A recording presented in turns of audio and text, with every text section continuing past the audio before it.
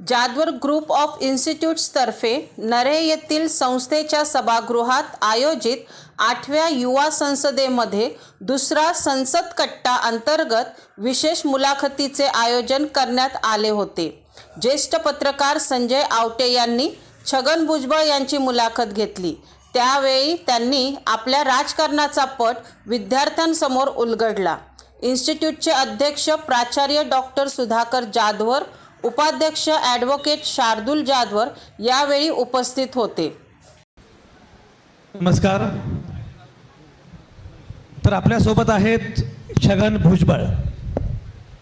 छगन भुजबळ हे बस नाम ही काफी है अशा प्रकारचे नेते आहेत आणि समोर एवढ्या मोठ्या संख्येने तरुण मित्र बसलेले आहेत। शार्दूल, मला खरं म्हणजे खूप आनंद वाटतो। हे आपलं 8वी आपली युवा संसद आहे आणि ज्या प्रकारे प्रतिसाद दरवर्षी वाढतो आहे, मग खरं म्हणजे एक संस्था होती, मग 2 युनिट झाली, मग 40, मग 80 आणि आता एकाचे 2, 2चे 4, 4चे 16 होत असताना आता शार्दूलच्या पण 2चे 4 होत आहेत। याचा आनंद मला जास्त आहे।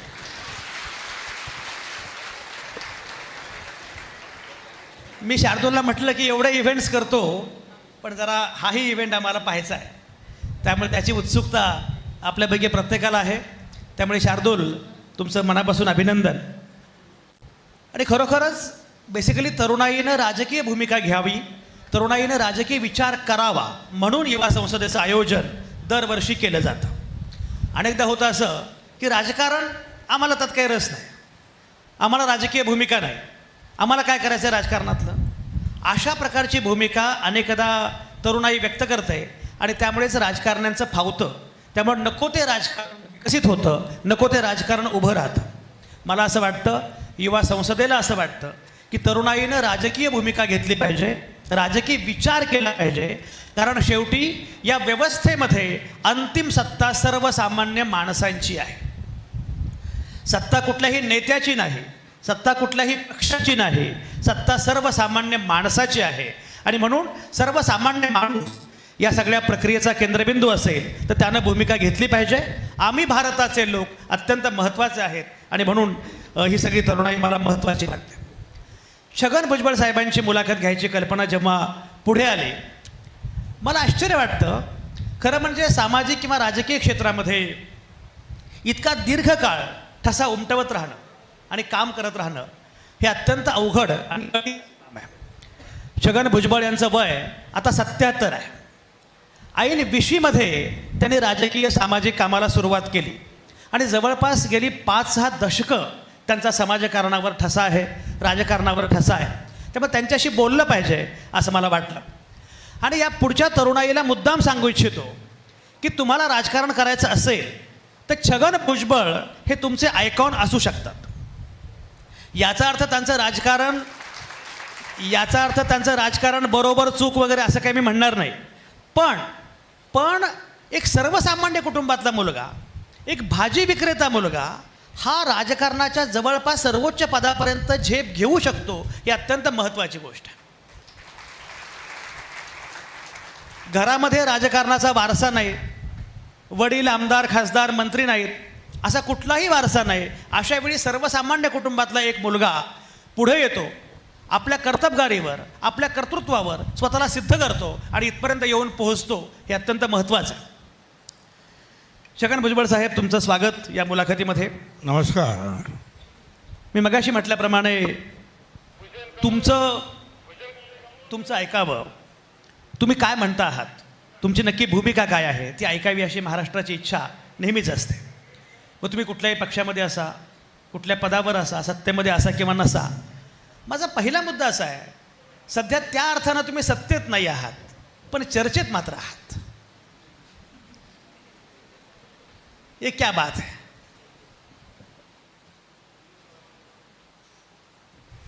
असं आहे की सत्ता जी आहे हे आळवावरचं पाणी आहे, कधी येईल आणि कधी जाईल काही सांगता येत नाही।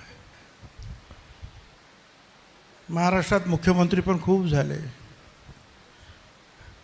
आपण जर आजच्या तरुणाला विचारलं की या सगळ्या मुख्यमंत्र्यांची नावं जरा ताबडतोब जरा सांगा बघू, तर कित्येकांची नावं जी आहेत आपले लोक सांगूसुद्धा शकणार नाही. आणि असं काही नाही की सत्तेत असल्यानंतरच व्यक्ती लोकांच्या समोर असते.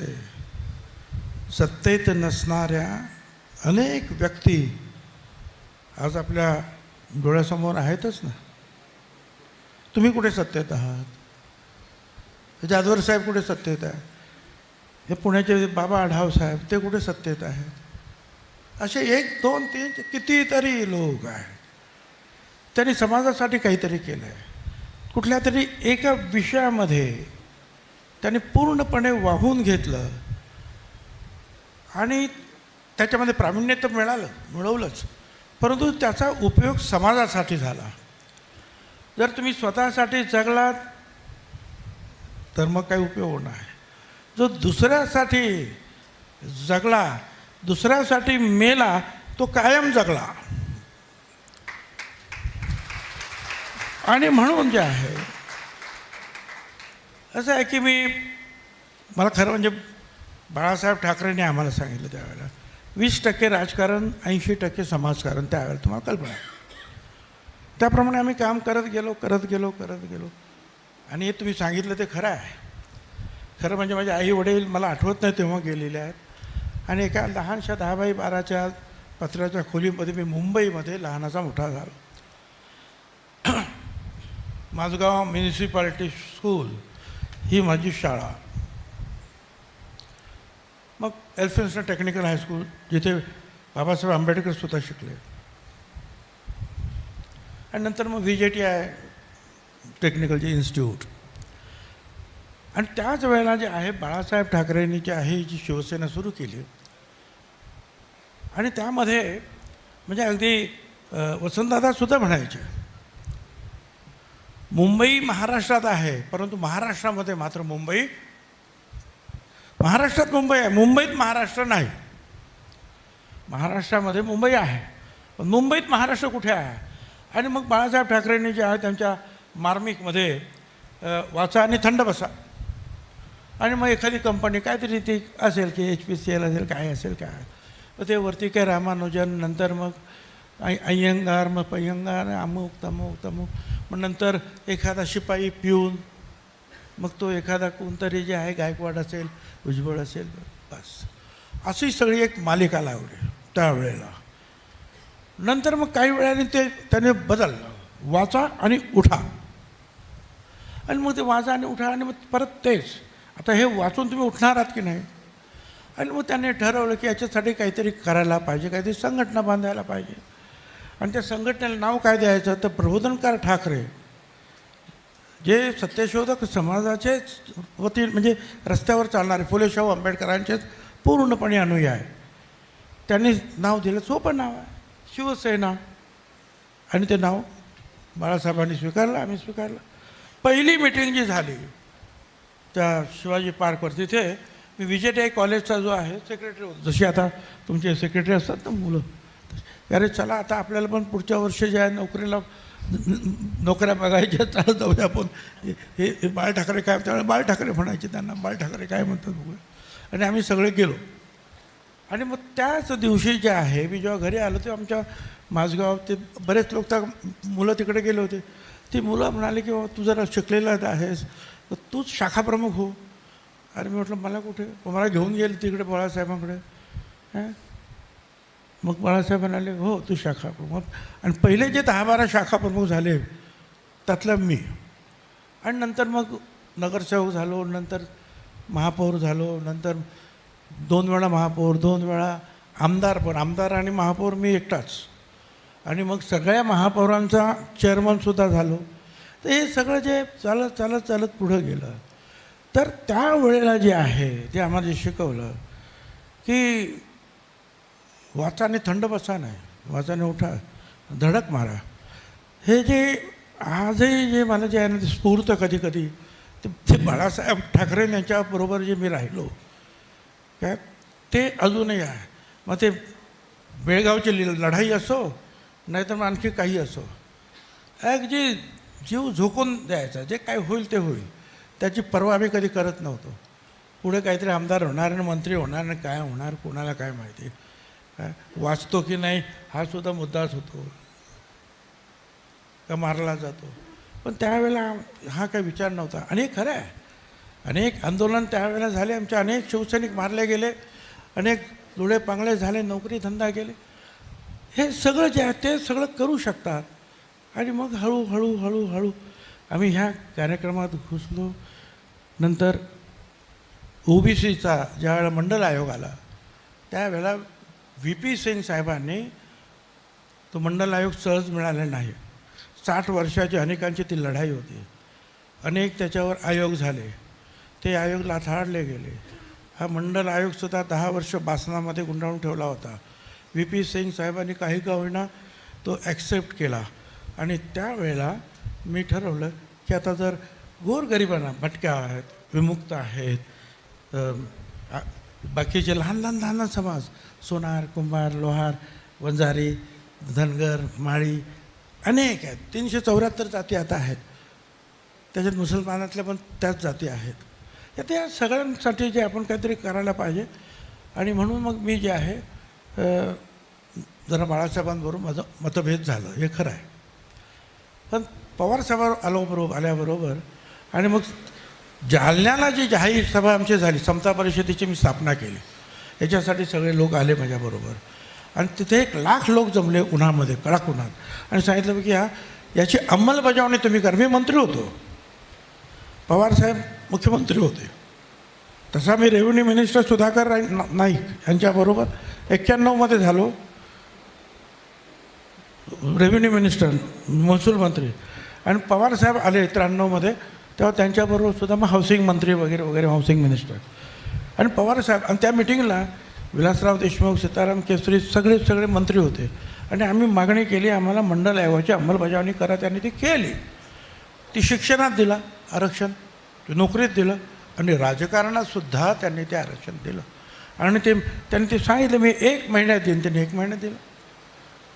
पुढे मग जे आहे पुण्यामधला जो आहे फुलांचा वाडा, तिथं जे लोकार्पण करायचं होतं, राष्ट्रपती शंकर दयाळजी शर्मा आले.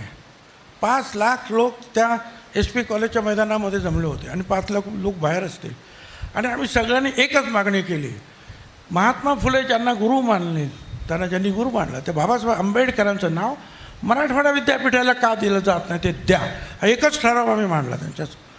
आणि पवारसाहेबांनी सांगितलं, पहिली मागणी केली 1 महिन्यात, आता दुसरी मागणीसुद्धा 1 महिन्यात. आणि 1 महिन्यामध्ये त्यांनी ती केली. माझं काय म्हणणं की याच्यामध्ये हे करत असताना अनेक वेळा राजकारणामध्ये पिछाडीलासुद्धा जावं लागतं. कधी आघाडीवर जातो, पिछाडीला. कारण आपण जे काही भूमिका घेतलेली आहे, सामाजिक भूमिका, ती सगळ्यांच्याच पचनी पडते असं काही नाही. ती काही लोकांना आवडते, काही लोकांना आवडत नाही. अर्थात मी काही कोणाच्या विरुद्ध नव्हतो, आजही नाही. आजही माझं म्हणणं असं आहे, दलित समाजाला त्यांचा न्याय मिळाला पाहिजे, आदिवासी समाजाला त्यांचा न्याय मिळाला पाहिजे. भटक्या विमुक्तापासून जर OBC असतील त्यांनासुद्धा त्यांचा वाटा जो दिलेला आहे, पण तो कोणी दिला? तो डॉक्टर बाबासाहेब आंबेडकरांनी दिला.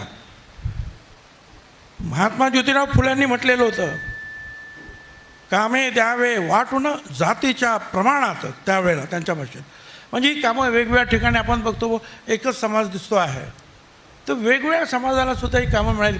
मग त्याच्यासाठी शिक्षण वगैरे त्याने ते पाहिलं आपण. पण त्याचा मग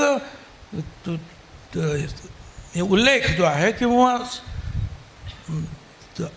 संविधान जे लिहिलं गेलं त्याच्यामध्ये समावेश केला तो बाबासाहेब आंबेडकरांनी. त्याच्यामध्ये आदिवासींना, आपल्या देशामध्ये 7,500 जाती आहेत. 7,500 लोक म्हणतात बाबासाहेब आंबेडकरांनी जातीवाद वाढवला नाही, त्यांनी तो कमी केला.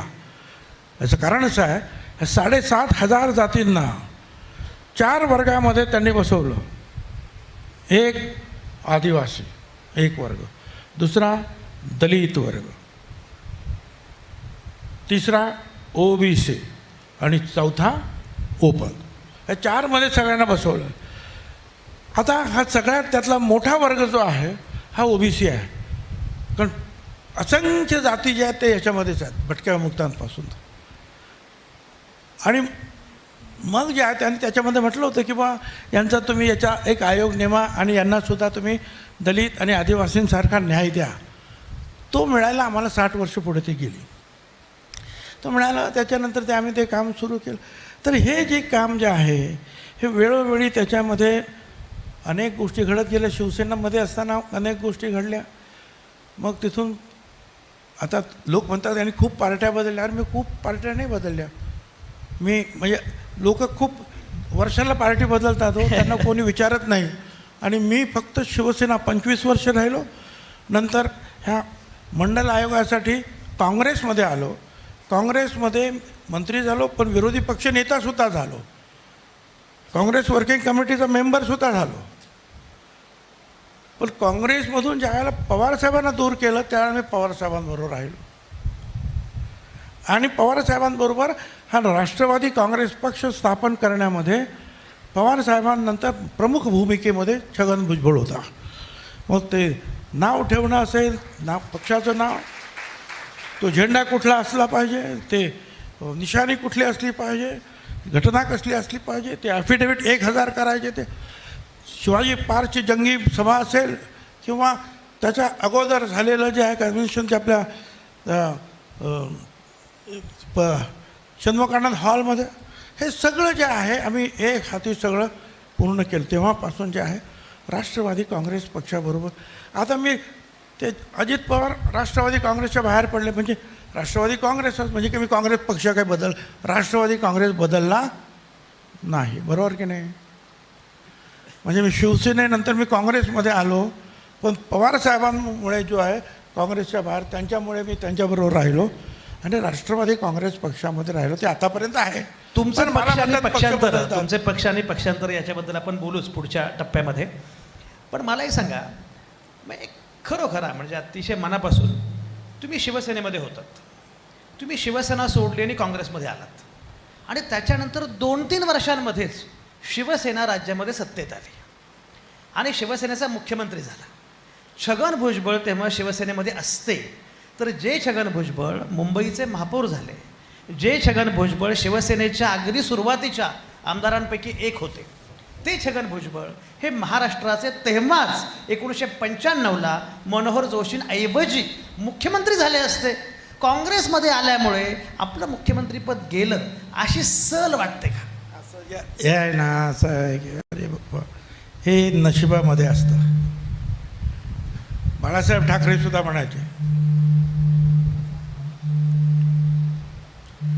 बाळासाहेब ठाकरे सुद्धा म्हणायचे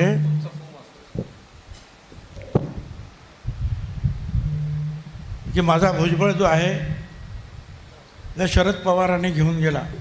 अनेक वेळा ते म्हणायचे आणि ते लोकांना सांगायचे, हा माझा भुजबळ गेला नसता तर आज मी त्याला मुख्यमंत्री करणार होतो. आणि शेवटपर्यंत त्यांचं प्रेम माझ्यावर राहिलं.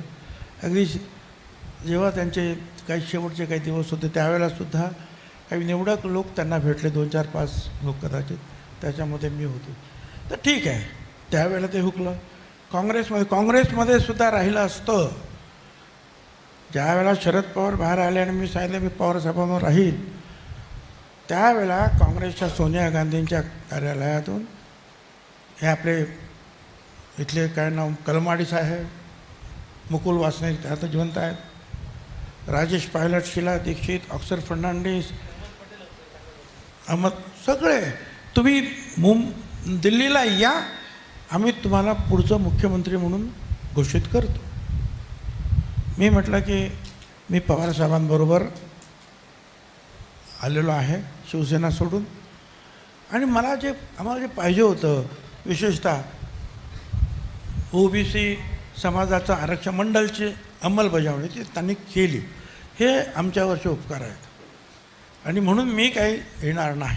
नंतर त्यावेळेला तुम्हाला कल्पना आहे, त्यावेळेला त्याच्या अगोदरची 5 वर्ष विलासराव काँग्रेसमध्ये नव्हतेच. कारण त्याच्या अगोदर 4-5 वर्षापूर्वी ज्या वेळेला MLCची निवडणूक झाली त्यावेळेला काँग्रेस पक्षाने 3.5 तिकीटं दिली.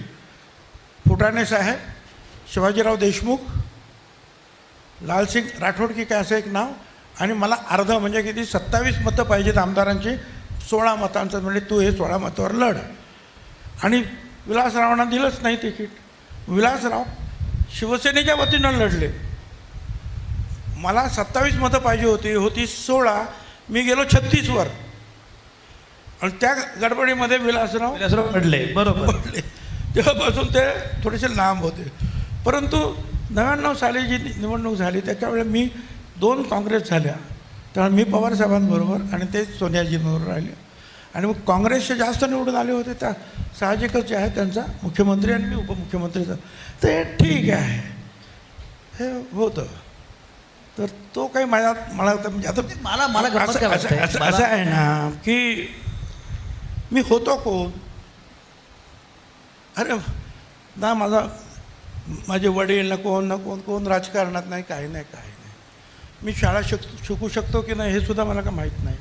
हे असं आहे ना की एखादं झाड जे आहे ना तुम्ही व्यवस्थित लावलं आणि ते व्यवस्थित त्याला खत पाणी टाकत गेलं, मग त्याला ते पुरून करा, मग ते छान कसं दिसेल, अमुक तमुक.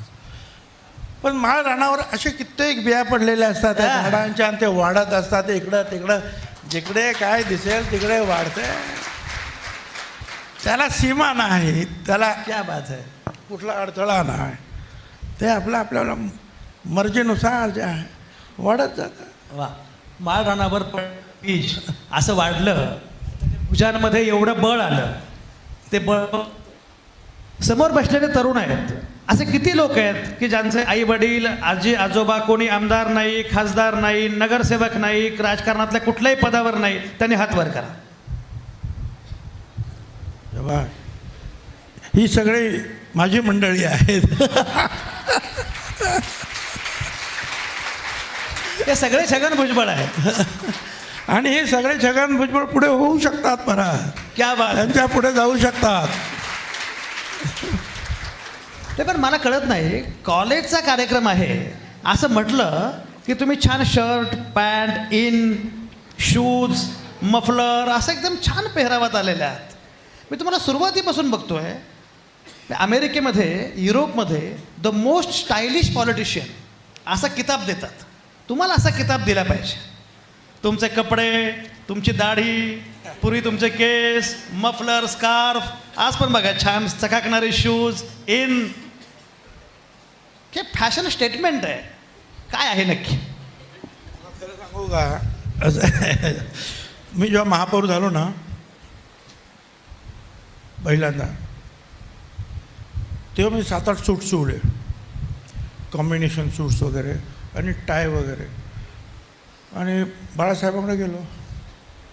बाळासाहेब म्हणाले, अरे तुम्ही महापौर म्हणून सुंदर मुंबई, मराठी मुंबई असा नारा देऊन काम करता, मग हा कंठ लंगोट का घातला? आम्ही डोक्याला हात लावला. तेव्हापासून मी तो टाय सोडून दिला.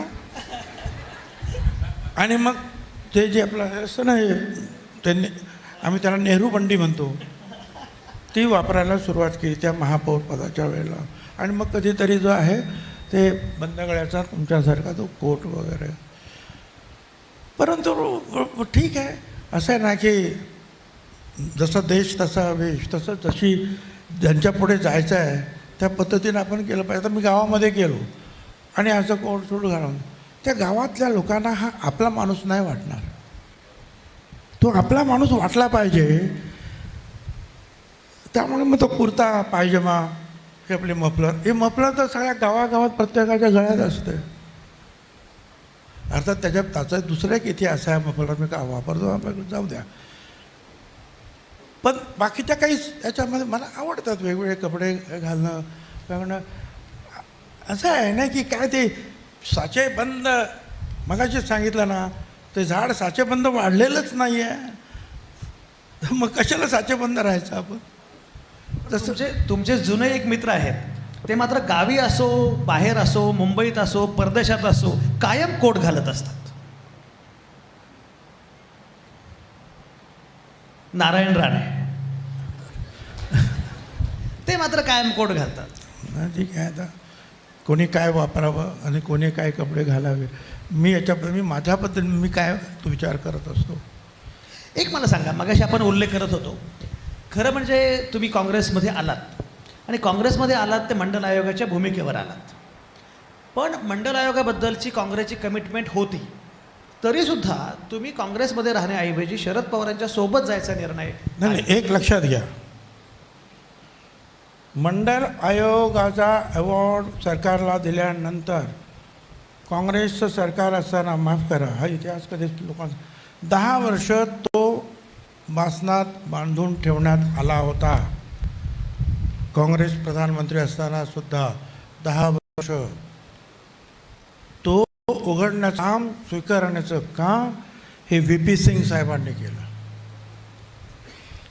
त्याच्या अगोदर कालेलकर कमिशनर, अमुक कमिशन, अमकं कमिशन, तमुक अनेक कमिशन झाली त्या 60 वर्षात, परंतु OBCला आरक्षण मंडलसारखं कोणी दिलं नाही, ते मंडलने दिलं. ठीक आहे, आज काँग्रेसचं म्हणणं आहे की ते OBCसाठी लढणार, त्या मागासवर्गीयांसाठी, मला त्याचं काही म्हणणं नाही, ते लढतात, त्यांना लढलं. पण त्यावेळीची परिस्थिती अशी होती. VP सिंगांनी लागू केल्यानंतर तुम्ही काँग्रेसमध्ये गेलात ना.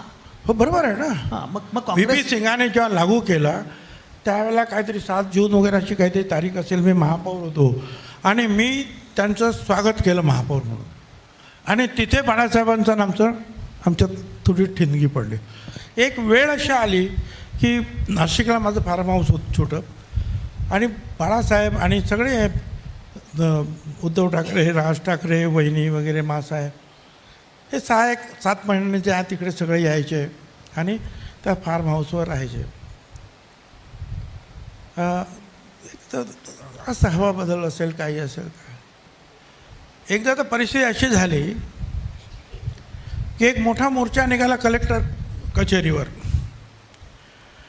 भटक्या विमुक्तांचा, ते सापवाले, म्हणजे गारुडी, ते मर्याईवाले, अमकं तमके, गाढववाले, डोकरवाले, मी त्याच्यामध्ये मंडल आयोग झालाच पाहिजे, भटक्या विमुक्ताला अमुक म्हणायचं, अमुक तमुक तमुक. अगदी त्याच वेळेला बाळासाहेब त्या फार्म हाऊसवर पत्रकार परिषद घेऊन सांगत होते की पोटाला जात नाही काय, त्यामुळे जे आहे, म्हणजे थोडक्यात म्हणजे आर्थिक आरक्षणावर, आर्थिक परिस्थितीवर आरक्षण द्यावं. आता दुसऱ्या दिवशी वर्तमानपत्रामध्ये छगन भुजबळ हे म्हणतोय, बाळासाहेब ठाकरे हे म्हणतात. आता म्हटलं हे कठीण आहे काय, एकाच वेळेला आम्ही एकत्र असतानासुद्धा अशी परिस्थिती निर्माण. आणि मग ते पुढे मग जर थोडंसं म्हटलं की आता इथं OBCवर काम करणं कठीण जातं, माने त्याच्याबरोबर इतर पण काही कारणं असू शकतात, नाही असं नाही, परंतु मी दूर झालो. परंतु मनानं मात्र आम्ही कधी दूर, मी भांडलो खूप त्यांच्याबरोबर, ती लढाई तुम्ही पण पाहिली असेल काय. ते मला काय म्हणायचे, मी त्यांना मग शेवटी उत्तर काय द्यायचो. परंतु शेवटच्या काही वर्षामध्ये मात्र जे आहे, आम्ही म्हणजे माझ्यापेक्षा त्यांनी संपूर्ण मनमोकळेपणा सगळं विसरलं आणि त्यांनी मला जवळ घेतलं.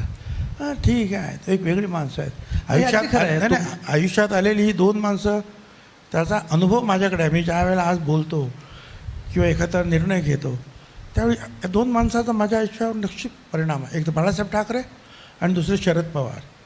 प्रत्येकाचा मार्ग वेगळा असेल, प्रत्येकाची भाषा वेगळी असेल, पण प्रत्येकाकडून शिकण्यासारखं खूप खूप आहे. सुदैवाने त्यातलं काही काही शिकायला मला मिळालं, त्याचा फायदा, उपयोग मला निश्चित होतो. बाळासाहेब ठाकरे आणि शरद पवार यांच्याविषयी तुमच्या मनामध्ये असणारा आस्था, जिव्हाळा नेहमी जाणवतो. नेहमी आहे, आणि मी तो लपवून ठेवत नाही, कोणाला आवडून ना ते न आवडो. तुमचं एक नातं आहे दोघांविषयी. बाळासाहेबांना तुम्ही सोडलं त्याचं कारण तुम्ही सांगितलंच, पण आता शरद पवारांना का सोडलं? शरद पवारांना सोडताना असं काय घडलं होतं? जाऊ दे, आता तो काही आता विषय नाही. परंतु शरद पवारांना सोडावं असं काही मी पण म्हणत नव्हतो. पण हे आहे की अजितदादांनीच सांगितलं होतं, अजित पवारांनी, की पवारसाहेबसुद्धा जे सातत्यानं मोदी साहेबांबरोबर चर्चा करत होते. मी त्यावेळेला मोदी साहेबांच्या विरुद्ध वाटेल तशी भाषणं करत होतो. इकडे ते बोलत होते. ते 14 साली 2014 साली मला तुम्ही सांगा, BJPने शिवसेनेला सोडलं निवडणुकीच्या वेळेला. ते या बोलीवर सोडलं की राष्ट्रवादी काँग्रेस पक्षानं काँग्रेस पक्षाला सोडायचं, कारण ते दोघे एकत्र होते, आम्ही दोघे एकत्र होतो. त्यांनी ते सांगितल्याबरोबर आमच्या लोकांनी सांगितलं हो. आणि त्यांनी उद्धव ठाकरेंना सोडल्याबरोबर आम्ही 1 तासामध्ये जाहीर केलं की आम्ही काँग्रेसला सोडलं. आणि त्यावेळेला माहिती आहे, मग सरकार गेलं आणि राष्ट्रपती राजवट थोड्या दिवसाकरता लागले आणि 4 पक्ष लढले. आणि त्यावेळेला मतदानाच्या दिवशीसुद्धा ठरलं की जर शॉर्टेज म्हणजे आम्हाला पूर्णपणे जर आम्हाला मताधिक्य नाही मिळालं तर आम्हाला राष्ट्रवादीनं पाठिंबा द्यायचा बाहेरून. तर 11 वाजता आम्ही जाहीर केलं BJPला पाठिंबा. बाहेरून पाठिंबा. बाहेरून पाठिंबा. प्रफुल्ल पटेलांनी अशा वेळी बरोबर प्रफुल्ल पटेल कसे येतात हेच मला कळत नाही. मग तरीसुद्धा मला तुम्ही प्रश्न विचारतात की असं काय झालं आणि तसं काय. आणि ते पुढे मग 2017ला सुद्धा झालं. 19च्या निवडणुकीच्या अगोदरसुद्धा झालं, 19च्या निवडणुकीच्या नंतरसुद्धा झालं. काय करणार. आणि मग शेवटी 54 लोकांनी सह्या केल्या होत्या. मग आता जे त्यांच्याबरोबर आहेत पवार साहेबांबरोबर त्या आमदारांनी सुद्धा की आपण सत्तेत सामील होऊया. आणि आता मग मी पण म्हटलं चला आता हे सारखं जे आहे तळ्यात मळ्यात करण्याऐवजी आता काय निर्णय घ्यायचा तो घ्या आणि चला हॅलो. म्हणजे ह्या मुलांच्या भाषेमध्ये शरद पवार भाजपला आय लव्ह यू म्हणत होते पण लग्न करायला तयार होत नव्हते. अरे बाबा आम्ही तरी कुठे लग्न केलेलं आहे. पण तुम्ही मग शरद आम्ही फक्त त्यांच्या बरोबर आहे काय.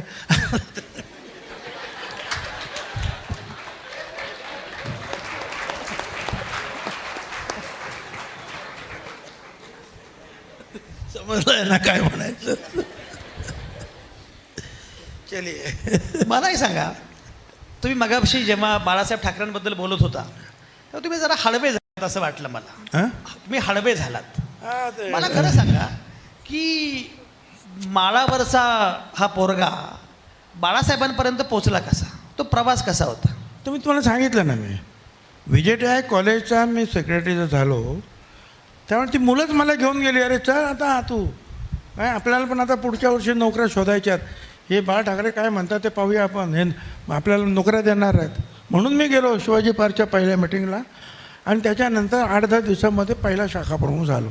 तेव्हापासून शिवसेनेबरोबर राहत राहिलो. मग मग दुधाचा सत्याग्रह, बसवाडीचा सत्याग्रह, अमुक तमुक, त्या बेळगावचा सत्याग्रह मुंबईत झाला. त्यावेळेला मोरारजी देसाईने एक आमच्या शिवसैनिकाला ते उडवलं. त्याच्यामुळे परत 7-8 दिवस मी आतमध्ये राहिलो. मग बाळासाहेबांना परत अटक झाली. हे सगळं करता मग पुढे मग मी तुम्हाला माहिती आहे नगरसेवक आमदार वगैरे सगळं झालं. आणि मग बाळासाहेबांनी मला बेळगावमध्ये पाठवलं. त्याच्या अगोदर पवारसाहेब गेले होते त्यांनासुद्धा त्यांनी पकडून पाठवलं. आता शिवसेना म्हटल्यानंतर तिकडे ते हेगडे मला वाटतं मुख्यमंत्री असावेत. आणि त्यावेळेला काय की शिवसेनेचा आणि हे दाक्षिणात्यांबरोबर मोठी लढाई होती. काय होती त्यावेळेला घोषणा शिवसेनेची, लुंगी हटाव पुंगी बजाव. हटाव लुंगी बजाव पुंगी असं त्यावेळेला ती घोषणा होती. आता म्हणजे शिवसेनेचा हा भुजबळ जर आला ना तर त्याला सोडायचा नाही. आणि सगळी ते कट्टर तिथे सगळीकडे जे फिल्डिंग लावली पोलिसांची प्रत्येक ठिकाणी रेल्वे स्टेशनला रस्त्यावर अमुक तमुक काय करायचं. आणि त्या मिटिंगमध्ये बाळासाहेबांनी सांगितलं शिवसेनेचं नेतृत्व छगन भुजबळ करतील. जसं काँग्रेसचं नेतृत्व जे आहे त्यावेळेला शरद पवारांनी केलं. म्हटलं ठीक आहे. मग काय करायचं. माझ्या तर खाली जे आहे मी त्या बिल्डिंगच्या खाली त्यावेळेला पूर्वीच वेगळे पोलीस होते. म्हणजे इकडे काय चाललं तर तिकडे पोलिसांना कळवणं, तिकडचे इकडे वगैरे असं सगळं असं. CID खाली उभे. हा कसा जातो तिकडे ताबडतोब कळायला निघाला आहे बुवा पकड त्याला. काय करायचं. मी ते सगळं जे आहे पाहून खूप तेल लावलं एकदम चपटा. त्यावेळेला केस खूप होते. आता हे सगळं जे आहे उडाले सगळे छप्पर.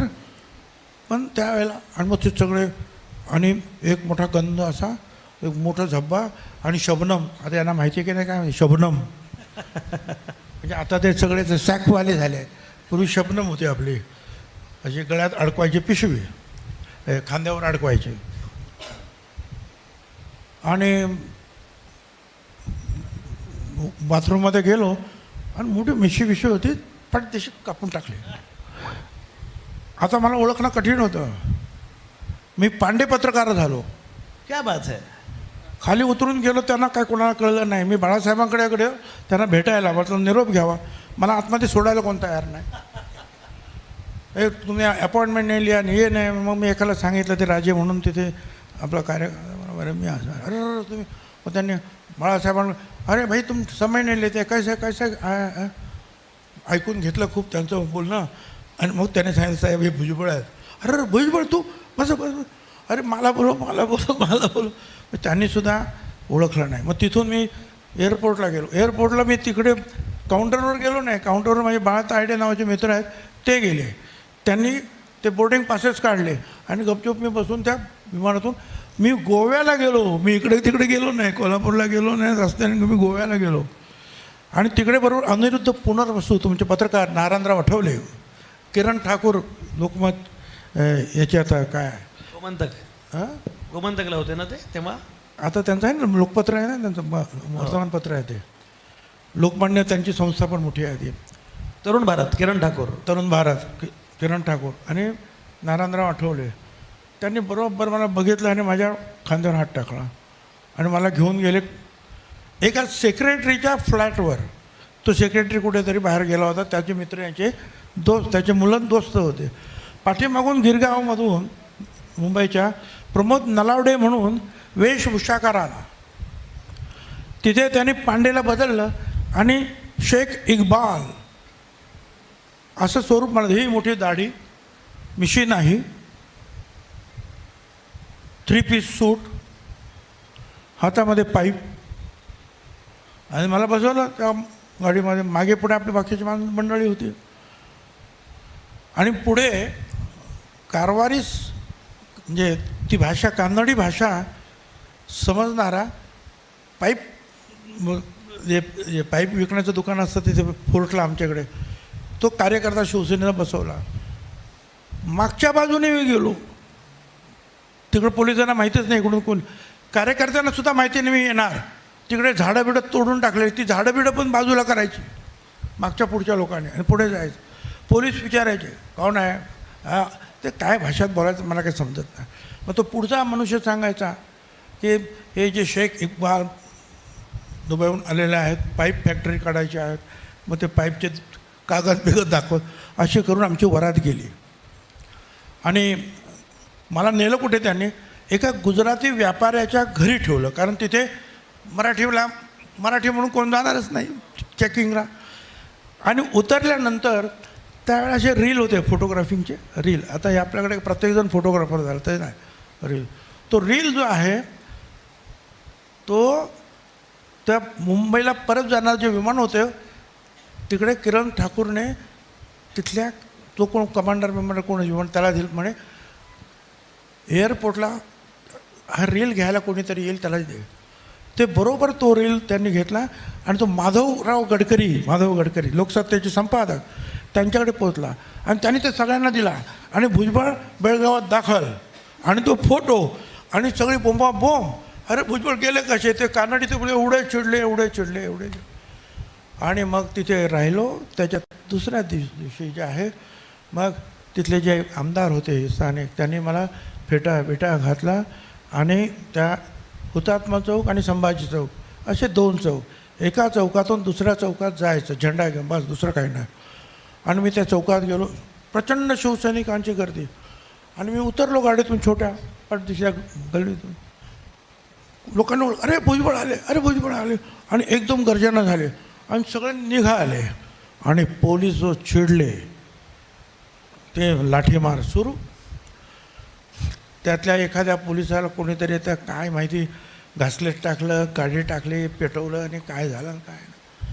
प्रचंड हाणामारी. त्या पुढच्या चौकात पोचलो. हे दगडू सकपाळ आहेत, अजून नागेश पवार, तो शिशिर शिंदे, असे अनेक, आणि पुण्याचे काही, तिकडेचे त्या सांगलीचे काही, असे अनेक शिवसैनिक जे आहेत त्याच्या रक्ताच्या थाळात पडले होते असे. पण मला ते वाचवत होते, कारण मला आणि शेवटी जे आम्हाला एका बसमध्ये टाकलं.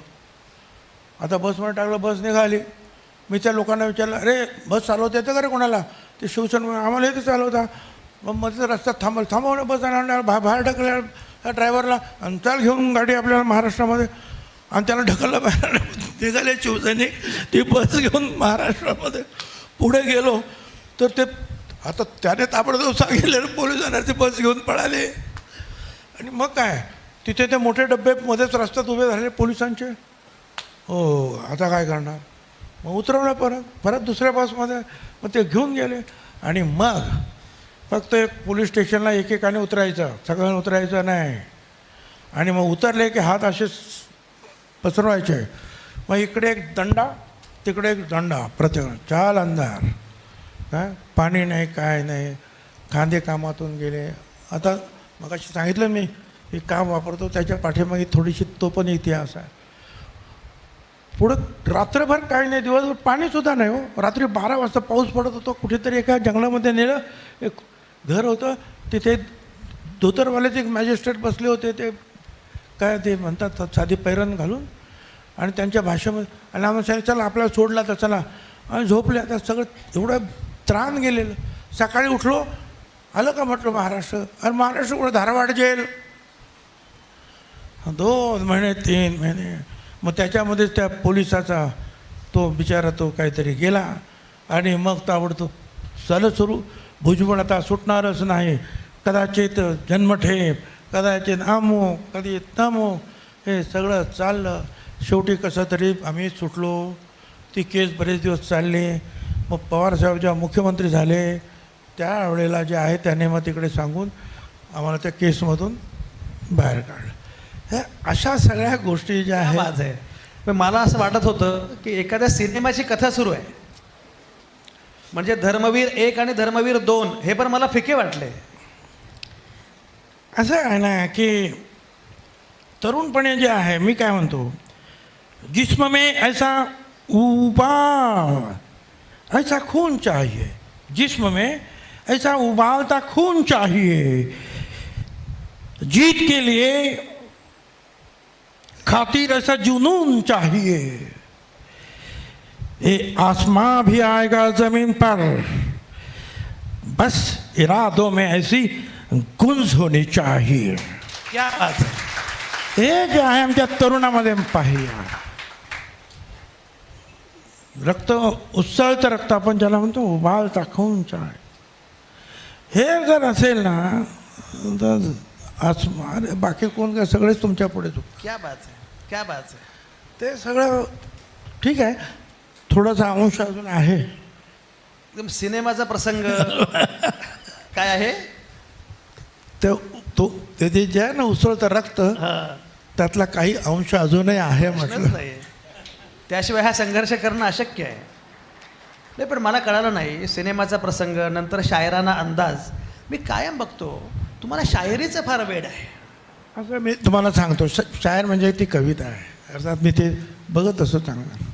आपण किती बोलत बसलो तासभर, ती 1-2 लाईन सांगितल्या की लोकांना त्याच्यामधलं आपण त्याच्यासाठी 1 तास घालवा तुम्ही.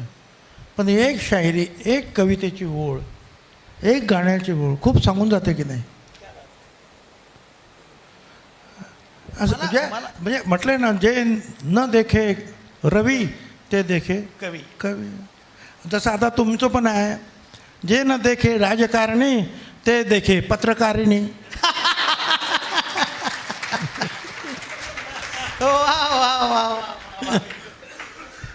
ते खरं राजकारणी सगळं सांगत नाहीत, त्यामुळे आम्हाला बिटवीन द लाईन्स सांगावं लागतं.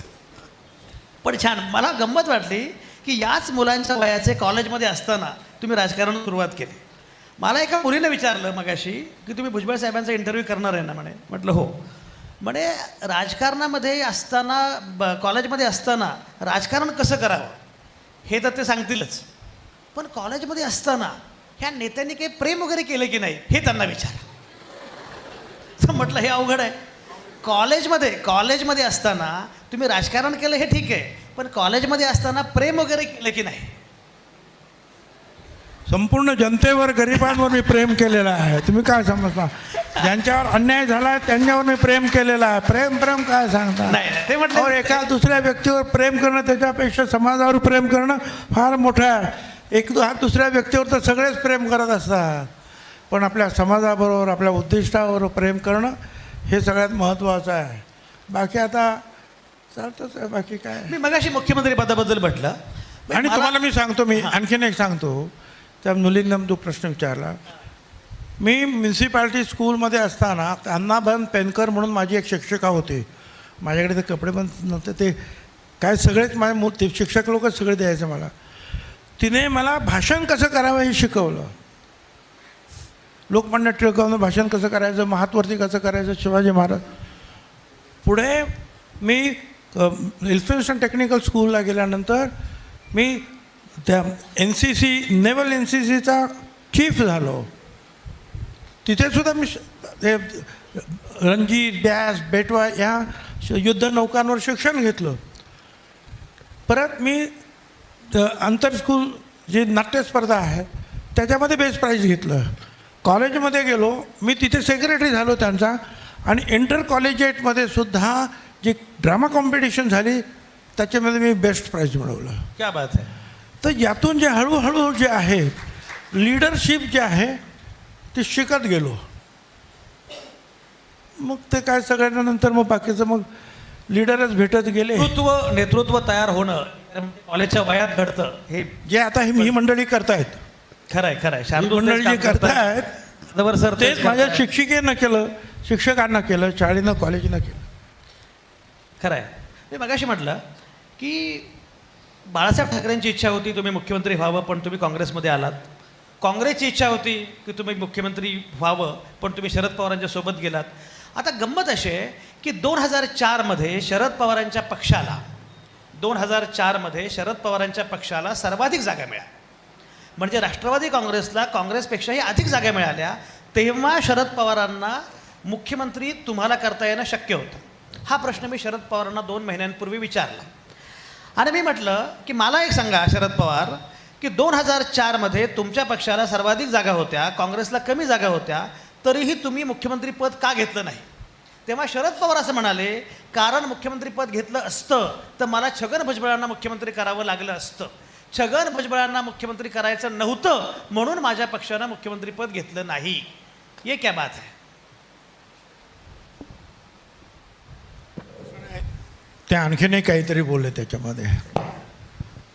तुम्ही ते काही त्याच्यातली काटछाट करून शब्द ते असं म्हटलं, असंच म्हटले ते. असं म्हणाले नंतर छगन भुजबळांचं पुढे काय झालं तुम्ही बघितलं. हां, पुढे काय झालं ते तुम्ही बघितलं. म्हणजे पुढे त्याच्यानंतर 12-14 वर्षानंतर मला जेल झाली. बरोबर. हे पुढे झालं, बरोबर ना? बरोबर. 12-14 वर्षांनी याला जेल होणार ते पवार साहेबांना 14 वर्ष अगोदर कळलं. म्हणजे धन्यवाद द्यायला. बरं, हे का झालं? मला ह्या विषयावर माझ्या ते बोलायचं नव्हतं, पण तुम्ही आता काय, आता पत्रकार तुम्ही. असं आहे, मी ज्या वेळेला शिवसेना BJP सरकारच्या विरुद्ध लढलो, एक हाती लढलो मी 95 ते 99पर्यंत एक हाती लढलो विरोधी पक्षनेता म्हणून. अगदी. मुख्यमंत्री त्याच वेळेला झालो होतो, सांगितलं तुम्हाला. उपमुख्यमंत्री झालो, होम मिनिस्टर झालो. त्यावेळेला ह्या महाराष्ट्रात आणि विशेषतः मुंबई शहरामध्ये काळी दिवाळी साजरी करत होते. कारण गँगवॉर, लोक लग्न करत नव्हते मुंबईमध्ये. मोठे लोक बँगलोर, अहमदाबाद फोन यायचे, 10 लाख रुपये भेज दो. त्यावेळेला मिल मालक, खटाव मिल्क मालक, त्याचा मर्डर झाला होता. अनेक डॉक्टरांचे मर्डर झाले, अनेक उद्योगपतींचे मर्डर झाले होते. एवढंच नाही तर राकेश रोशन म्हणजे ऋतिक रोशनचे वडील, त्यांना गोळी मारली. ती त्यांच्या कानावरून अशी गेली, हॉस्पिटलमध्येच ते गेले. गँगवॉर टिकेला पोचलं होतं, एकदम टिपेला. अशा वेळेला हे सगळे जे आहेत मोठे मोठे सगळे ॲक्टर्स 50-60 हे सगळे म्हणजे 1 नंबरपासून जो आता आहेत ते सगळे त्या सह्याद्रीवर आले. आणि म्हणशाल हम लोग जा रहे हैं. मला किधर जा रहे हैं? बोले जा रहे हैं हैदराबाद. बोले क्यों? बोले हम लोग यहाँ मार जाएंगे, मारेंगे हमको ये लोग, कोई प्रोटेक्शन नहीं हमको। अरे हम पूरा बॉलीवुड लेके जा रहे हैं। तिकडे चंद्राबाबू होता। मी म्हटलं मला 2-3 महिने द्या। ठीक आहे बोले, नंतर तुम्हाला जायचं जा। त्या 2-3 महिन्यामध्ये मी माझ्या सगळ्या जे आहेत DCP BCP सगळे मर्द जे आहेत ना त्यांना गोळा केलं आणि त्यांना सांगितलं मी तुम्हाला काही विचारणार नाही, पण ही मुंबई जर गेली तर महाराष्ट्र संपेल, महाराष्ट्र गेला तर देश। कुठल्याही परिस्थितीत मुंबईला वाचवायचं असेल तर हे गँगवर संपलंच पाहिजे। मी तुमच्या पाठीमागे उभा राहील। आणि त्यानंतर मी तुम्हाला सांगतो की 2 त्याने ग्रुप केले।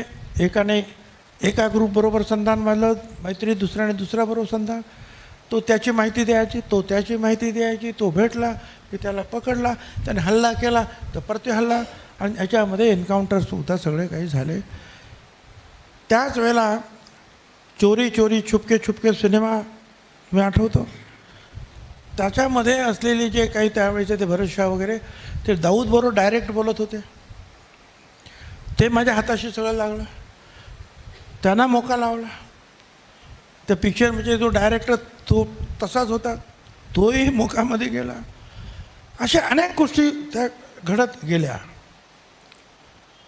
बाळासाहेब ठाकरेंची फाईल पोलिसांनी माझ्यासमोर आणली की ज्यावेळेला 92-93चा दंगा झाला त्यावेळेला बाळासाहेब ठाकरेंची ही भूमिका होती त्यांना, आणि सगळ्या फाईल ज्या आहेत त्या तोपर्यंत ज्या आहे शिवसेना BJP सरकारने संपल्या होत्या।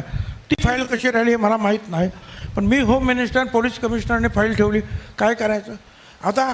राष्ट्रवादी काँग्रेस पक्षाने सांगितलं होतं की आम्ही सत्तेवर आल्यानंतर श्रीकृष्ण कमिशनची अंमलबजावणी करू। श्रीकृष्ण कमिशनने बाळासाहेब ठाकरेंवर ठपका ठेवला होता। मी काय करू शकतो? मी सही केली, त्यामुळे बाळासाहेब ठाकरेंना अटक झाली। आता ते ताबडतोब सुटले। त्यांना अटक होऊन जेलमध्ये जावं असं मला अजिबात वाटत नव्हतं, आणि म्हणून ते MN सिंग आजही जिवंत आहेत मुंबईमध्ये, ते commissioner police commissioner of Mumbai. त्यावेळेला मी त्यांना सांगितलं बाळासाहेब ठाकरेंना जेलमध्ये जायचं नाही, त्यांना जर समजा नाही मिळाला जामीन तर मातोश्रीवर घेऊन जा, आणि होम मिनिस्टर अशा पावर्स आहेत की तो कुठल्याही जागेला जेल म्हणून जाहीर करू शकतो, असा कायदा आहे। कुठल्याही घराला, कुठल्याही बंगल्याला, कुठल्याही संस्थेच्या ही जेल आहे, आणि मग तिथे त्यांच्या घरीच त्यांना ठेवा। ही सगळी तयारी केली, माझ्या मनात नव्हतं त्यांना, पण ते समजा सुटले वगैरे सर। तर अशा अर्थीने जे सगळं होत राहिलं मला समजलं नाही काय झालं ते। आणि नंतर तेलगी प्रकरण आला। तेलगी प्रकरणामध्ये 16 वेळा तो ग्रस्त जो आहे तो पळून गेला होता, त्याला जामीन दिला होता। तो वेगळ्या मंत्र्यांबरोबर त्याचे फोटो माझ्याकडे होते, मी ते पण दाखवले, पण पुण्यामध्येच त्याला पकडलं। RS शर्मा त्या पोलीस कमिशनर होते इथे, आणि त्यावेळेला मला फोन आला। मी म्हटलं त्याला पकड, सोडायचं नाही आता, आणि त्याला मी मोका लावला। त्याला मदत करणाऱ्या अधिकाऱ्यांची बदली केली, सगळं काही झालं। पण पुढे जे आहे पोलिसांमध्ये सुद्धा जरा कलह होता। ते फार मोठी स्टोरी, आता आणखी अर्धा तास लागेल, पण थोडक्यात म्हणजे पोलिसांचे जे अपर पोलीस अधिकारी जे होते त्यांच्या आपसातले कौटुंबिक काहीतरी भानगडे याच्यात त्याच्यात, तो RS शर्माला पण अटक झाली। काय खरं म्हणजे त्यांचं काय नाही, ते 1 वर्ष जेलमध्ये राहिले, आणि शेवटी सुप्रीम कोर्टाने सांगितलं साधी डिपार्टमेंट एन्क्वायरीसुद्धा होऊ शकत नाही, त्याला कशाला आत्महत्या टाकलं। पण कमिशनरला आत्महत्या टाकलं, मग होम मिनिस्टर काहीतरी असणारच। आता हे सगळं काही माहिती होतं, श्रीधर बगळ वगैरे त्याच्यामध्ये ते पण झालं। आणि मग एक कारण झालं, काहीतरी ZTVने काहीतरी दाखवलं होतं, घडलं बिघडलं, आणि तिथे काहीतरी कोणीतरी 2 दगड मारले, आणि मला पवार साहेबांनी सांगितलं तुम्हाला राजीनामा द्यायला पाहिजे। मी म्हटलं मी काय केलं? मी दगड मारले नाही, मला माहीत पण नाही कोणी दगड मारले। तेलगी केस तर मीच शोधली, आणि त्याला सगळं पकडलं। बोरी बाजारमधला त्याचा प्रेस मी शोधून काढला। नाशिकमधला जो तो गंगाराम म्हणून तो होता ज्याने हे सगळं, त्याला पण मीच पकडलं। मला कशाला राजीनामा दिला? नाही, तुम्हाला राजीनामा द्यावा लागेल, ते जीवर असं झालं तसं झालं तसं। मी राजीनामा दिला, 2 तासात मी राजीनामा दिला। 2 तास काय 1 तास। मी घरी आलो, ताबडतोब गेलो, सुशीलकुमार शिंदेंकडे राजीनामा देऊन टाकला। त्याच्यानंतर चौकशी सुरू झाली। तो आणखी मुद्दा जो आहे तुम्हाला आणखी नंतर सांगेन, त्यातलं राजकारण काय। इथे सरकार आमचं असताना सुद्धा हे तेलगी प्रकरण 2-3 राज्यामध्ये होतं, म्हणून मी सुप्रीम कोर्टात गेलो आणि सांगितलं ही केस जी आहे ही CBIकडे घ्या. आता बघा, इथं माझं सरकार आहे, माझ्यावर आरोप होत आहेत, कदाचित मला अरेस्ट करण्याची तयारी चाललेली आहे, एवढं लक्षात घ्या आता काय. आणि मग मी संपूर्ण शक्ती लावली, सुप्रीम कोर्टात सांगितलं CBIमध्ये सुप्रीम कोर्टाने ऑर्डर केली. CBI कोणाची होती? वाजपेयी साहेबांचं सरकार, BJPचं. बरोबर. त्या CBIने मला बोलवलं, फाईल्स बघितल्या, माहिती घेतली दिल्लीला. अरे तुम्हाला तो कुछ भी नहीं है, ये क्या है? ट्रकभर कागद आणले. भुजबळ हे नाव कुठेही नव्हतं त्याच्यामध्ये. मला सांगा, ज्या प्रकरणामध्ये माझं नाव CBIने सुद्धा घेतलं नाही, उपमुख्यमंत्री म्हणून मला राजीनामा द्यावा लागला, होम मिनिस्टर म्हणून मला राजीनामा द्यावा लागला. 8-10 महिने जे काही परत निवडून येईपर्यंत जे आहे, जे काही वर्षभर गेला असेल, कदाचित काय झालं असेल कुटुंबावर, काय तोंड, एक शिक्का बसला की हा तेलगी प्रकरणातला आहे म्हणून. मला पवार साहेबांना सांगायचं, साहेब काय राजीनामा घेण्याची घाई तुम्ही केलीत. तुम्ही जे आता सांगता ना पुढे काय होणार, पुढे काय होणार ते तर राजकारण होतं, ते सोडा, पण त्यावेळेला तर काहीच नव्हतं ना. हे दुःख आहे, पण तेच ना, ते मी सगळं विसरून गेलो. चलो, हे तो होता है, गुजर जाएगा ये दौर भी जरा सब्र रखना, गुजर जाएगा ये दौर भी जरा सब्र रखना, जब खुशियाँ ही नहीं रुकी तो गम की क्या औकात है. जब खुशियाँ नहीं रुकी तो गम की क्या औकात है, वो भी चला जाएगा भाई. क्या बात. सगळा प्रवास संघर्षाचा आहे. असं दुसरं काहीच नाही हो. काहींच्या तकदीरमध्ये आता काय, मी म्हणतात की जिनके हाथ भी नहीं होते हैं, हाथों के लकीर पर भरोसा मत रखो. पण हे काय चाललंय माझं, अप डाऊन. सापशिडीचा खेळ खेळलाय कधी? सापशिडी. हो, सापशिडी मी लहानपणी खेळाय. हो. त्या शिडीने वरती जायचं, मध्येच कुठेतरी साप, परत खाली. ये मेरी जिंदगी आहे भाई. तर मला कळत नाही की साप शेडीने आता मुख्यमंत्री पदापर्यंत गेलेले, उपमुख्यमंत्री झाले आणि आता मंत्रीच नाहीये. हे काय घडलं? आम्हाला काही साप सोडला कोणी? आता हे वेळोवेळी जे आहेत, परिस्थितीची जी आहेत, हे सगळे वळवळ असते, सगळं चालते, हरकत नाही. काय सांगायचं, पण शरद पवार म्हटले की मी मुख्यमंत्री केलं नाही. माझं हे जे ठीक आहे, आहे. पण तुम्ही अजित पवारांसोबत गेलात, अजित पवारांनी मंत्री केलं नाही, कशामुळे? आता तो का केलं नाही हा प्रश्न तुम्ही त्यांना विचारायला पाहिजे की नाही. त्यांना विचारणारच आहे आज. हां, मग विचारा त्यांना. ते का मग ते त्यांना सांगतील हां की बा त्यांना राज्यसभेवर जायचं होतं. आता मग परत मला ते दुर्दैवानं सांगावं लागतं, कारण तुम्ही मंडळी असे ना, न देखे राजकारणी ते देखे पत्रकार. आता दुसरं असं आहे की पहिल्यांदा त्यांनी मला लोकसभेला सांगितलं उभं राहा म्हणून. दिल्लीला ठरलेलं आहे, तुम्हालाच उभं राहावं लागेल. होळीच्या दिवशीच मला सांगितलं. मी नाही म्हणत होतो, मला सांगितलं. मी गेलो, कामाला लागलो. सुदैवानं नाशिकमध्ये मग फार चांगलं फ्लायओव्हर असेल, एअरपोर्ट असेल, ते सगळे अनेक कामं जे आहेत, नाशिक पुणा रोड, नाशिक शिर्डी रोड, नाशिक त्र्यंबकेश्वर रस्ता, नाशिक मुंबई रस्ता, हे सगळं माझ्या कालखंडामध्ये मी ते करून घेतलं. त्यामुळे सगळे बरं मुसलमान, हिंदू, आदिवासी सगळे जे दलित वगैरे सगळे माझ्याबरोबर डेव्हलपमेंटसाठी, तर चांगली परिस्थिती निर्माण झाली. पण 1 महिना झाला माझं नावच जाहीर होईना. 2-4 लोक जाहीर व्हायचे राहिले. मग म्हटलं थांब, माझं नाव जाहीर होत नाही आणि उद्याने माझं नाव जाहीर नाही केलं तर माझं बेइज्जती होईल, त्यापेक्षा मीच माघार घेतो. आणि मी माघार घेतली. ठीक आहे.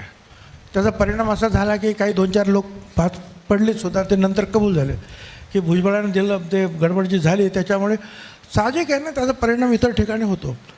मग राज्यसभा आली. मी म्हटलं राज्यसभेवर जातो. 40 वर्ष झाली मला आता विधानसभेत, 85 पासून आहे मी इथे. तर त्या आमच्या बाकीच्या लोकांनी सांगितलं त्या सुनेत्राताई निवडणुकीमध्ये पडलेल्या आहेत, तर त्यांना आपण आता परत पाठवूया घरामध्ये. त्यांच्या जरा थोडीशी अशी मागणी आहे. ठीक आहे म्हटलं, मी काही बोललो नाही. त्यांना जाऊ. दुसरी राज्यसभा आली, म्हटलं आता ही द्या मला. ते म्हणाले मी नितीन पाटील म्हणून त्यांना शब्द. तो नितीन पाटील मी अजून पाहिला नाही. नितीन पाटलांना शब्द झाले. नितीन पाटील कोण? म्हटलं तुम्ही असं कसं काय कोणाला शब्द देऊ शकता खासदारकीचा? काय बाळासाहेब ठाकरे होते, 11 जणांची आमची कमिटी होती, तिथे विचारविनिमय करून मग स्वतः निर्णय घ्यायचे. पवारसाहेब पण तसंच करायचे. काँग्रेसची तर काँग्रेस वर्किंग कमिटी होती. पण तुम्ही स्वतःहून असं कसं काय करताय? नाही, तुमची राज्यात गरज आहे, तुम्हाला लढलं पाहिजे, तुमचा फेस आवश्यक आहे. लढलो. आणि तुम्हाला मी सांगतो, यावेळेला लढाई कठीण झाली. गेली 20 वर्ष माझा येवल्यात जन्म झालेला नाही, माझं घरदार नाही, ऑफिस आहे. परंतु येवल्याच्या लोकांनी फक्त डेव्हलपमेंट मी जी काय केली, 20 वर्ष मला 60 हजाराचं मताधिक्य दिलं. परंतु यावेळेला हा जरांगे पॅटर्न जो आला, हे जरांगे कुठेच गेले नाही महाराष्ट्रात, फक्त येवल्यात येऊन बसले. परिणाम असा झाला की यावेळेला मी 1.25 लाखांनी निवडून यायला पाहिजे जास्त. 60,000सुद्धा राहिलं नाही, मी 30,000वर आलो. पण जिंकलात. पण जिंकलो. तो तिथले जे सगळे जे आहेत गोर गरीब दलित आदिवासी मुसलमान ओबीसी आणि गुजराती मारवाडी वगैरे सगळे जाऊन दे. आणि काही थोडके जे आहेत मराठा समाजाचे. आता त्यांचं म्हणणं की तुम्ही आता राजीनामा द्या आणि राज्यसभेवर जा. नितीन पाटील इकडे, त्यांना मी हे करतो विधान परिषद, त्यांचा राजीनामा, आणि तुम्ही तिथे जा आणि इथे तुम्ही राजीनामा द्या. मी सांगितलं अरे तिथे कसा मी निवडून आलो? सरळ 2 भाग पडले, गावामध्ये 2 भाग पडलेत. मी या लोकांना वाऱ्यावर नाही सोडू शकत. मला 2 वर्ष मी आता राहीन तुमच्याबरोबर. 2 वर्षानंतर सगळं शांत झालं की मग मी जातो. त्यांच्यावर चर्चा केली. ते बोलले आपण बसू बोलू. मला वाटलं माझं म्हणणं त्यांना पटलेलं दिसतंय. मी आपलं गेलो नागपूरला, माझं नाव येईल मंत्रिपदासाठी. कारण राष्ट्रवादीचं स्थापनेपासूनचा आम्ही संस्था, म्हणजे इथे महाराष्ट्राचा पहिला प्रांताध्यक्ष मीच. हो, संस्थापक पवारसाहेबांबरोबर तर मी. अजित पवार आले त्यावेळेला त्यांना पूर्णपणे पाठिंबासुद्धा देणारा मी. आणि ते 5-7-8 महिन्यामध्ये असं काय करतील? आणि बघ पाहतो नाव नाही. असं आहे ना की पद हे महत्त्वाचं नाही,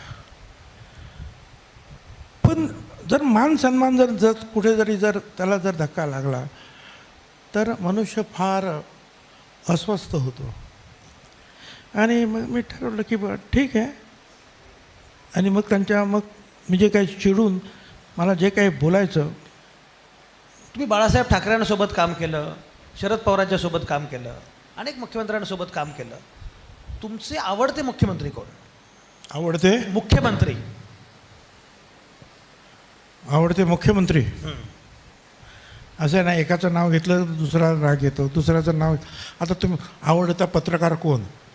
तुमचं नाव घेतलं तर 10 पत्रकार मला माझ्यावर रागवते. पण तुम्ही घेणारच माझं नाव.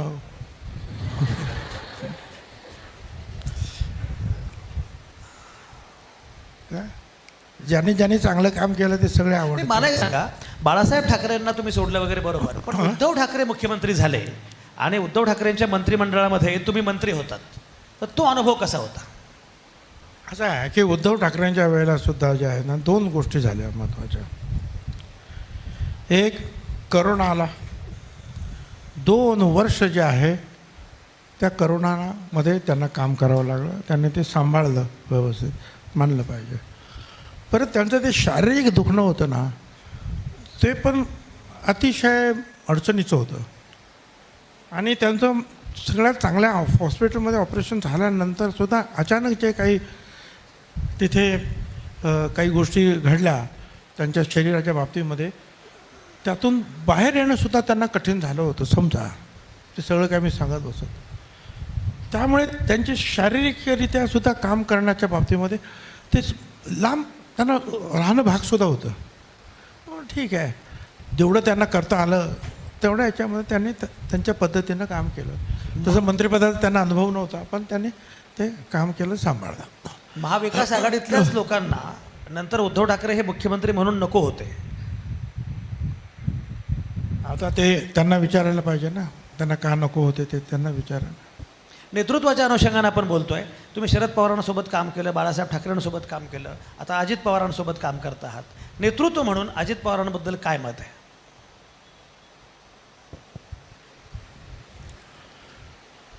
आता अजित पवारांबद्दल मी काय सांगू, ते चांगले आहेत. पण शरद पवार आणि बाळासाहेब ठाकरे आणि अजित पवार, तो जो फरक आहे तो आहे. तो काय फरक आहे? आता ते तुम्हाला माहीत नसेल तर पत्रकार झालात कसे काय तुम्ही. शरद पवार आणि बाळासाहेब ठाकरे आणि अजित पवार ह्या दोघातलं अंतर ते तुम्हाला माहीत नाहीत आणि तुम्ही बरोबर नाही. मगाशी उल्लेख केला मनोज जरांगे पाटलांचा. असं म्हटलं गेलं की मनोज जरांगे पाटील यांचं आंदोलन सुरू झाल्यानंतर त्यांच्या विरोधामध्ये तुमचा वापर केला आहे. नाही नाही, माझा वापर कोणी करू शकत नाही. मी माझा वापर जो आहे माझ्या गोरगरीब जनतेसाठी मी झटलेलो आहे आणि लढलेलो आहे. माझा कुणीही वापर केला नाही, माझा वापर कोणी करू शकत नाही, हे तुम्हाला मी सांगतो. आणि मी तुम्हाला जेव्हा सांगतो तेही मला शिव्या दिल्या तोपर्यंत मी शांत होतो, काय हरकत नाही. पण ज्यावेळेला बीडला आमदारांची घरं पेटवली गेली, हॉटेल पेटवलं गेलं, अनेक घरांवर हल्ले झाले आणि कोणी काही केलं नाही, त्यावेळेला कोण बोलत नव्हतं, त्यावेळेला छगन भुजबळ केला. आणि नंतर मी सांगितलं आता मी या लढाईमध्ये उतरणार. आणि ज्यावेळेला अंबडला जाहीर रॅली डिक्लेअर्ड झाली, 16 नोव्हेंबरला मी माझ्या मंत्रिपदाचा राजीनामा दिला. त्यावेळेला 16 नोव्हेंबरला तो कोणी मागितला नव्हता, मी स्वतः राजीनामा दिला आणि त्या रॅलीला निघालो. त्याच्यानंतर मध्ये फोन आले उपमुख्यमंत्री की तुम्ही आता ठीक आहे, काय करायचं आहे बोलायचं बोला, पण राजीनाम्याचं काय बोलू नका. मी 2.5 महिने राजीनाम्याबद्दल त्यानंतर काही बोललो नव्हतो, पण राजीनामा देऊन मी त्या लढाईत उतरलो होतो. ते माझ्या गोरगरिबांचं, भटक्या, विमुक्त, ह्या सगळे जे आहेत गोरगरिबांचं जे आहे 54% यांचं जे आरक्षण वाचलं पाहिजे. लोकांची घरं, आमदारांची घरं ही पेटवता कामा नये. राज्यामध्ये जे आहे बनाना रिपब्लिक तयार होता कामा नये. कोणी येतो आणि कोणाचं घर जाळलं जातं आहे. अगदी आमदारांचं सुद्धा या इन्स्टिट्यूट, तुमच्या एज्युकेशनल इन्स्टिट्यूट जाळल्या गेल्या पूर्णपणे. राख, रांगोळी, म्हणजे राख काय म्हणता, रांगोळी, ते मी पाहिलं तिथे आणि मग मला राहवलं नाही. तर ते मला काय कोणीतरी वापरलं मी त्याचं काय सांगू. मी माझा वापर जो आहे, माझं कर्तव्य जे होतं त्या लोकांप्रती होतं, ह्या समाजाप्रती होतं. गोरगरीब ह्या देशातील OBC मागासलेल्या समाजाचं मी काम घेतलेलं आहे. ते माझं कर्तव्य होतं, ते कर्तव्य मी पार पाडणार. मनोज जरांगे पाटील यांच्या विरोधामध्ये बोलल्यामुळे मराठ्यांच्या मनामध्ये तुमच्याबद्दलची प्रतिमा तयार झाली, त्याचा फटका बसला असं वाटलं का? मनोज जरांगे पाटील यांना विरोध करताना तुम्ही जी भूमिका घेतली त्यामुळे मराठ्यांच्या मनात तुमच्याविषयी एक वेगळी भूमिका तयार झाली. माझ्याविषयी जरूर त्याचा फटका बसला. माझ्याविषयी जरूर, म्हणून तर मला माझं मताधिक्य कमी आलं आणि त्याचा फटका कदाचित मला असं वाटतं लोकसभेला पण बसला असेल की नाही काही सांगता येत नाही. परंतु मी जो लढलो, माझं म्हणणं असं आहे, आज अनेक जे समोर बसलेले लीडर्स जे आहेत तेच मला सांगतील की आज महाविकास आघाडीला जे भरघोस यश मिळालेलं आहे ते फक्त लाडकी बहीण नाही, महायुतीला. सगळा जो आहे OBC जो आहे हा तिकडे ह्या महायुतीला, ह्या महायुतीला जो आहे हा सगळा OBC एकवटलेला आहे. महायुतीला सगळा OBC आणि लाडकी बहीण जो आहे हे सगळे एकवटले, म्हणून या महायुतीला एवढा मोठा फायदा झाला. महायुतीला छगन भुजबळांचा फायदा झाला कारण OBC आपल्यासोबत आले. पण झालं आहे असं आत्ता की अजित पवारांच्या पक्षाला कदाचित असं वाटत असेल की एकूण मराठांना मात्र हे आवडत नाही आहे, क्रमांक 1. क्रमांक 2, भाजप स्वतःला आता बऱ्यापैकी OBCंचा पक्ष अशा प्रकारे सांगू पाहत आहे, आपली प्रतिमा करू पाहत आहे. भाजपला छगन भुजबळ आपल्यासोबत असावेत असं वाटतंय का? मला काय कल्पना नाही, पण मला असं वाटतं त्यांना वाटत असावं. कारण त्याने नाही म्हटलं तरी जे आहे अनेक मोठ्या, म्हणजे अनेक OBCतील लोकांना तिकीटं दिली, निवडून आणलं. मंत्रिमंडळामध्ये सुद्धा त्यांनी ते घेतलेलं आहे. आणि एक आहे की ते म्हणतात त्याप्रमाणे जवळजवळ 60-70% OBC जे आहे हे BJPकडे झुकलेले आहेत. ते स्वतः म्हणतात आमचा DNA जो आहे OBC वगैरे आहेत. तर ते आहे, मग ठीक आहे. ते असं आहे, जो राज्यकर्ता पक्ष असेल, राजकीय पक्ष असेल, तो काय भूमिका घेईल, कुणासाठी तो लढेल, त्याप्रमाणे लोक त्यांच्याबरोबर जातात. ते पण मला कळत नाही, मराठा विरुद्ध OBC हे सगळं जे काही सुरू आहे ते थांबायला तयार नाही आहे. आता बीडमध्ये पण हा प्रकार सगळा सुरू आहे.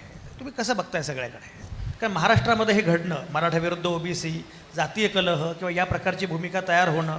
माझं मत एकच म्हणणं आहे त्याच्यामध्ये. ह्या बीडच्या प्रकरणामध्ये, बीडमध्ये जे देशमुख ज्या पद्धतीनं त्यांना मारलं गेलं ना, अमानुष, म्हणजे राक्षससुद्धा अशी कृती करणार नाही. किंवा पुढे आणखीन जे आहे, एक दलित समाजाला पोलिसांनी मारलं, काय नाव त्याचं, सूर्यवंशी, सोमनाथ ही दोन्ही जी आहे ती माणसं होती. तो मराठा होता का दलित होता, त्यापेक्षा ते माणसं होते रे. त्यांना कशा पद्धतीत तुम्ही मारलं? सगळ्याच घटकांनी त्याचा निषेध करायला पाहिजे आणि लढायला पाहिजे. त्याच्यामध्ये जो आहे तो ह्या समाजाचा आहे म्हणून फक्त हे करा आणि त्या दुसऱ्या समाजाला विरोध करा, हे मला काही पटत नाही. दुसऱ्या समाजाला वर हल्ला करणं काही बरोबर नाही. दुसऱ्या समाजावर ठपका ठेवणं बरोबर नाही. ह्या तुमच्या दुःखामध्ये, रागामध्ये मी सुद्धा सहभागी आहे. फासावर नाही, त्यांना अशा हालहाल करूनच मारले पाहिजेत. ज्या पद्धतीनं ते मी जे धस जे आहे त्यांनी सांगितलं त्या विधानसभेमध्ये आणि मी ऐकतो, ती भयंकर पद्धत जी आहे, मी कधीही ठीक आहे गोळी मारली, मनुष्य मेला, हे ऐकलेलं नाही कोण, पण ज्या पद्धतीनं ही पद्धत आहे का मारण्याची, हे काय मला आवडलेलं नाही, खरं सांगतो तुम्हाला. पण तो समाजाचा काही दोष आहे त्याच्यामध्ये. सगळ्या समाजाला वेठीस धरायचं कारण नाही. तो एका समाजाचा प्रश्न नाही, तो आपल्या सर्व समाजाचा प्रश्न आहे की आपल्या कुठल्याही समाजातील व्यक्तीवर असा हल्ला झाला तर त्याचा आपण निषेध करायला. पण एकूण बीडच्या प्रकरणामध्ये धनंजय मुंडेंना वाचवलं जात आहे असा पण एक आरोप आहे. ते आता ते तुम्ही बघा. आणि आता हे सगळे प्रश्न जे आहेत, मी काय सरकारमध्ये नाही, मी कुणाला वाचवणारं सुद्धा नाही आणि कुणाला घालवणारं सुद्धा. आता ती काय माझ्यामध्ये काही ती शक्ती नाहीच आहे किंवा माझ्याकडे ते काही कामं सुद्धा नाही. आता जे ते काम ज्यांच्याकडे आहे त्यांना तुम्ही खुशाल एक सांगतो, पुढे आता बऱ्यापैकी महात्मा फुले समता परिषदेचे आमचे मित्र बसलेले आहेत सगळे, आणि महात्मा फुले समता परिषद किती सक्रिय आणि कार्यक्षम आहे.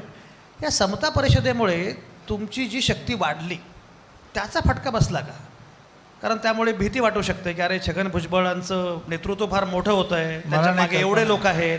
या समता परिषदेमुळे काही उलटपक्षी त्रास झाला का? राजकीय समता परिषद जे आहे हे भटक्या विमुक्त OBCसाठी काम करते. त्यांनी सगळ्यांनी तुम्हाला मतदान केलं ना, फटका कुठे बसला तुम्हाला? त्या सगळ्यांनी तर तुम्हाला मतदान केलं.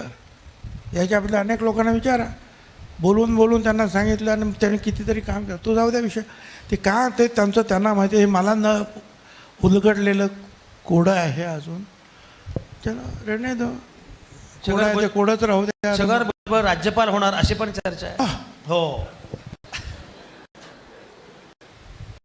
माझ्या तोंडाला कुल लावायचा प्रकार आहे.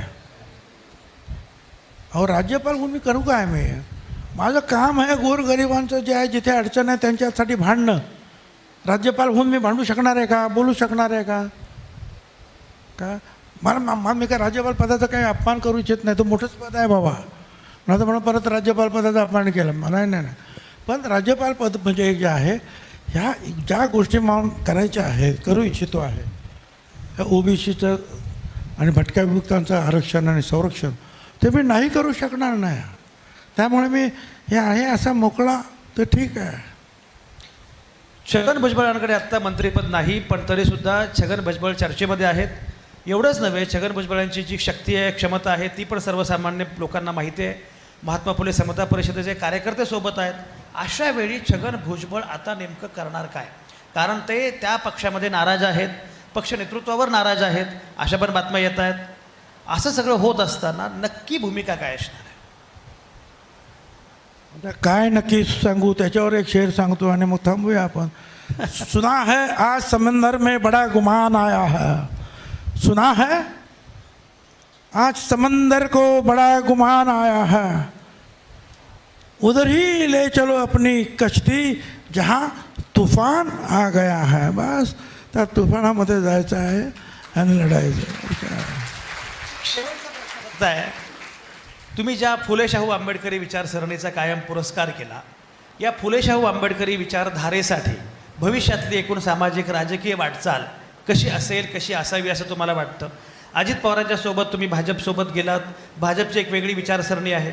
अशा वेळी या विचारसरणीला भवितव्य काय, या राजकारणाला भवितव्य काय? असं आहे की आता सगळे जे आहेत फुले शाहू आंबेडकरांना मानायला लागलेले आहेत.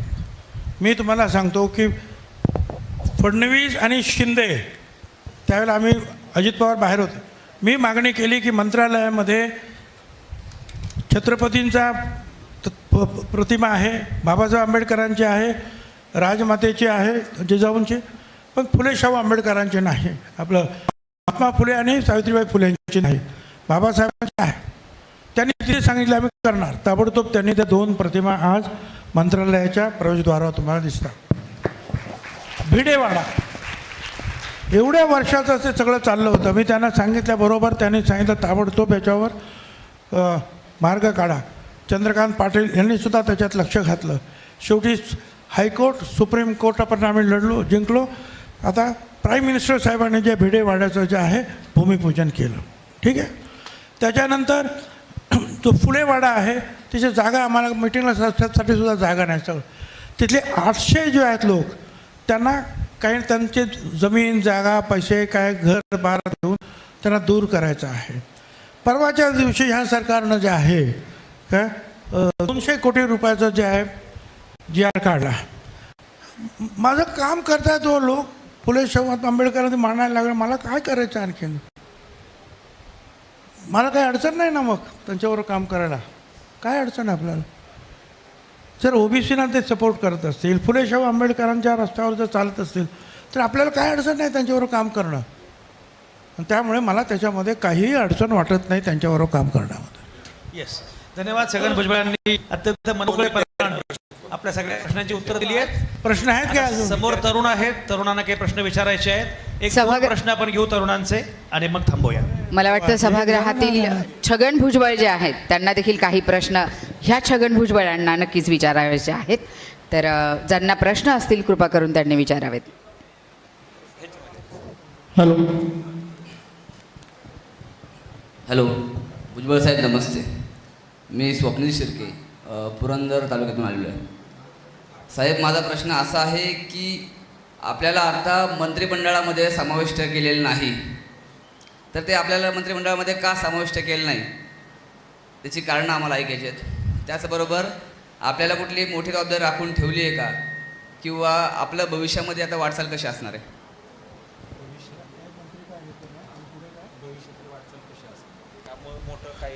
नाही, आता असं आहे की मंत्री का केलं नाही ते आता पुढचे जे आता काही मंडळी येतील ते त्याचं उत्तर देतील.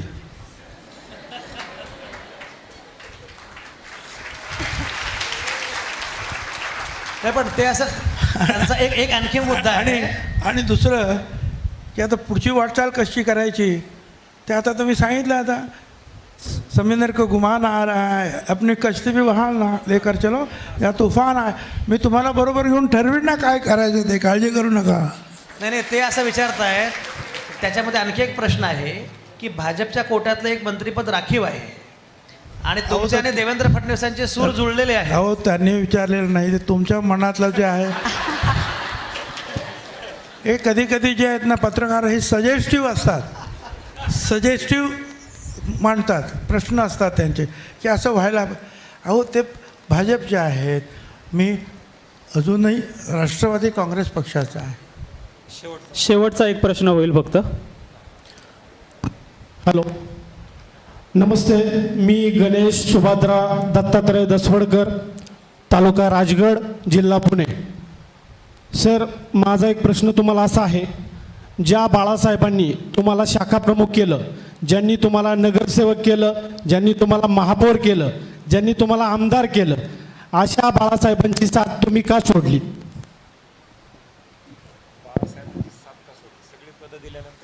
मी तुम्हाला त्याचं उत्तर मगाशीच सांगितलं. मी उत्तर दिलेलं आहे की मंडल कमिशनच्या याच्यावरून कसे मतभेद झाले. शेवटी राजकारण जर समाजकारणासाठी करायचं आहे, तर मी हे जे काय करतो मंडळचं जे आहे OBCचं, हे सुद्धा एक समाजकारणच आहे ना. मग ते समाजकारणाच्या बरोबर जाताना थोडीशी आमची साथ नक्कीच सुटली. परत आम्ही एकत्र झालो. त्याचं उत्तर दिलं आहे मी, फार डिटेल दिलं. अरे एवढ्या प्रश्नाची डिटेल उत्तर दिली, 2 तास दिले मी तुम्हाला उत्तर. तुमच्याकडे प्रश्नसुद्धा शिल्लक नसतील आता. धन्यवाद सर. आपण आमच्या विनंतीस मान देऊन या ठिकाणी आपल्या मनातील उत्तरं देऊन आपलं मन मोकळं केलं, त्याबद्दल मी संस्थेच्या वतीने आभार व्यक्त करतो. त्याचप्रमाणे संजय